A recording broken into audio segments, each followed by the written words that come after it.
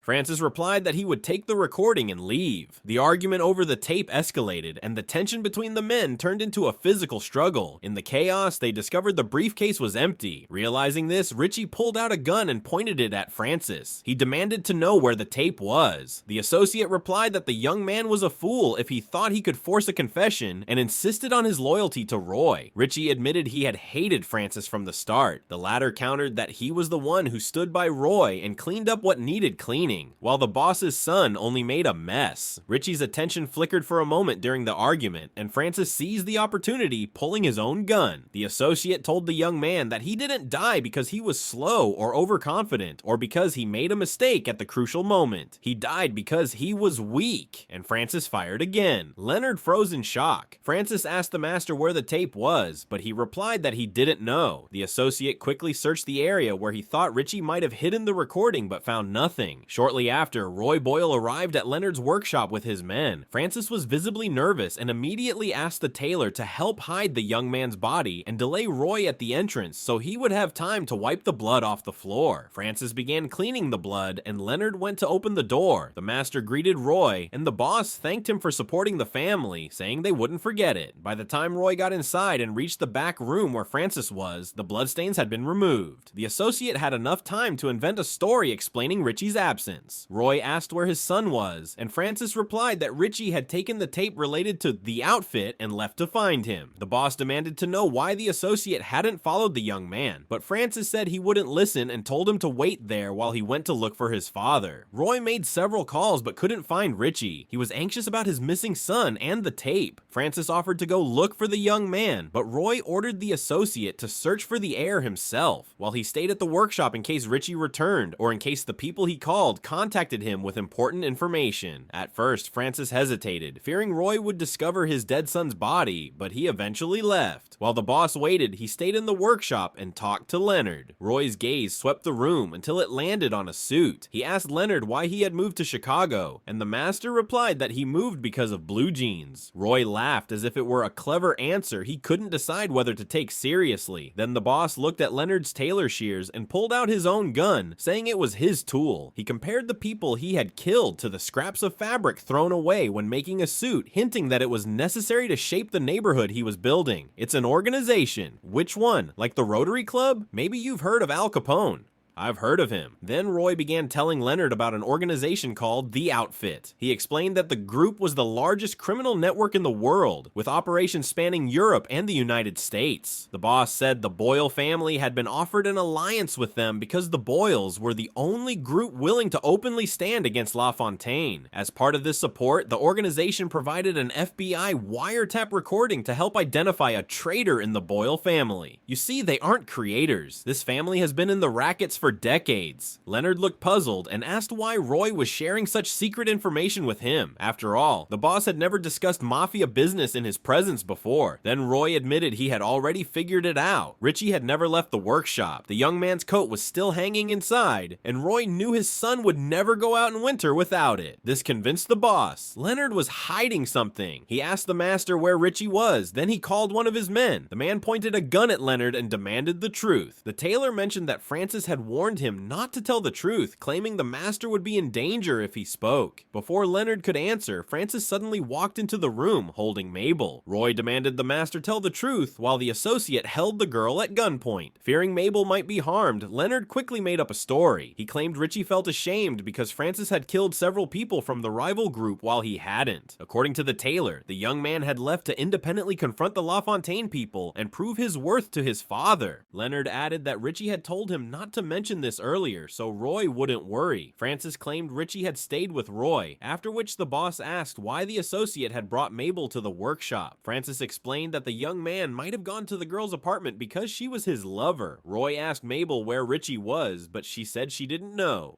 Francis intervened and said he had noticed a bloodstain on Mabel's rug, implying Richie had been wounded there. The girl told Roy it was a lie. The boss asked Mabel who she was and realized he had known her late father. Angry and impatient, Roy began aggressively pressuring Mabel to tell the truth. Francis claimed the girl might be the one selling them out, since she was in a romantic relationship with Richie. Leonard stood up for his assistant, saying he had known her for many years and was sure she wasn't a traitor. However, the boss's henchmen began beating Mabel, interrogating her as if violence could beat out the answers. The tailor intervened and physically stopped Francis, trying to calm him and pull him aside. But Roy and his man ignored Leonard's protest and dragged the girl into one of the rooms. Leonard felt sick from everything he was holding inside and decided to step out for some air. Francis noticed the master heading for the door and stopped him, while Roy stated that no one would leave until they found his son. Leonard said he was tired and wanted to go, adding that the boss had every right to do what was necessary to find his heir. The tailor admitted he understood Roy's feelings, knowing what it's like to search for someone and feel the ground slipping from under your feet. Then he revealed the truth. He hadn't come to Chicago because of blue jeans. Leonard said he once had a wife and a daughter, but both died in a fire. Because of that loss, he had come to view Mabel as his own child and couldn't watch her be destroyed. At that moment, the phone rang and Leonard picked up. He informed Roy that Richie was calling, claiming he was hiding from LaFontaine and asking to be picked up at a specific location. Hearing this, the boss decided to go there with his men. Francis decided to stay, stating he would keep an eye on Leonard and Mabel in case they were lying. Roy agreed and left the associate behind, while he himself set off to find Richie. After the boss left, the tailor revealed the truth. He had intentionally given a false address so that the LaFontaine people would ambush Roy and his crew. You sold information to LaFontaine just to finally get out of Chicago. Then Leonard announced that the traitor they had been searching for so long was Mabel. Mabel. By getting close to Richie, she had gained constant access to confidential information about the Boyle family. The girl used this opportunity to collect information and secretly pass it to the LaFontaine group for money. Realizing the Boyle family would eventually discover her actions, Mabel turned to the FBI for protection. She collaborated with agents, helped plant wiretaps, and planned the arrest of the entire Boyle family, hoping this would ensure her safety after their detention. Leonard had known about Mabel's actions all along, but chose not to interfere. He understood she was driven by a thirst for money and a dream of traveling the world. Francis was shocked to learn that the Tailor's assistant had been betraying them this whole time. When the associate demanded to know if she had taken the tape, Leonard explained that he was the one who hid the recordings to keep Mabel out of immediate danger. Then the master proposed a plan. Mabel would call LaFontaine and report Francis's location so they would come and attack him. The associate resisted, claiming he wouldn't betray Roy. Leonard said it was either that or Roy would find out about Richie's death and then kill them all. Faced with the choice and fearing the boss's wrath, Francis eventually allowed Mabel to call LaFontaine. Mabel arranged with LaFontaine to exchange the tape for money. Soon representatives of the group arrived at the workshop to pay the girl for the recording. Before the exchange, Francis told Leonard and Mabel to give a prearranged signal as soon as LaFontaine handed over the money. This was supposed to give the associate the chance to come out from the back room and kill the rival boss. When LaFontaine arrived, his men took the tape and paid Mabel the agreed sum. However, Leonard and Mabel betrayed Francis. They secretly informed the rival of his location. The associate jumped out to kill LaFontaine and pointed his gun at him, but Leonard told the group's boss that he had emptied Francis's weapon beforehand. LaFontaine's men shot the associate several times. He was wounded and left for dead. After LaFontaine and his men left, Leonard revealed the whole truth to Mabel. He admitted that he had personally recorded that tape and planted it in the mailbox on behalf of the outfit to manipulate the Boyle family. The recording handed over to LaFontaine earlier was a fake. It only contained Leonard's voice. The Tailor had recorded everything that happened that night so that later Mabel could turn the tape over to the FBI. This would allow law enforcement to crush both the Boyle family and the LaFontaine group. Everything that happened today is recorded on this tape, enough to convict the remaining Boyles for their crimes. I don't know. Go wherever you want. Leonard advised Mabel to leave Chicago and travel the world with the money she had received. The girl asked him to go with her, but the master refused, saying she shouldn't waste her youth looking after an old man. Mabel finally said goodbye and left. That same night, Leonard packed his things and intentionally set fire to his workshop to destroy all the evidence. Unexpectedly, Francis, who was still alive, regained consciousness and shot at the Tailor. The bullet missed its mark, only wounding Leonard in the arm. The associate realized the gun was empty and pulled out a knife to stab him. Then Leonard revealed his true history to Francis. He admitted he had once been a violent man, just like the associate. The master rolled up his sleeve and showed him his tattooed arms. He said that once his former boss asked him to do something he couldn't live with, and that's when he left and moved to London. There he met his wife, fell in love, and began living an ordinary life.